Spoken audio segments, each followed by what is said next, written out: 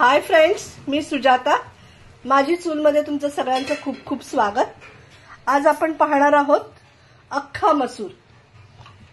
इथे कढईमध्ये मी तेल तापत ठेवलंय. सगळ्यात आधी घातलाय लसूण.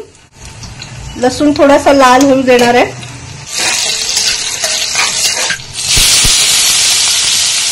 कांदा चांगला लाल होईपर्यंत परतायचा आहे. त्यामध्ये मी थोडी कोथिंबीरही घालते. कांदा चांगला लाल झालाय. मी आता हे कांदा खोबऱ्याचं वाटण घालते आणि तेही छान परतून घेते.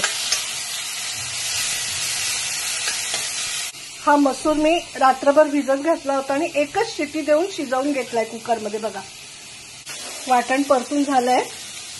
तर मी त्याच्यामध्ये मसूर घालते.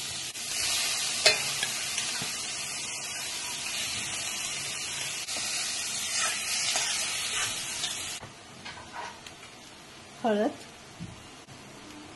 इथे मी थोडी काश्मीरी लाल मिरच घेतली रंग येण्यासाठी.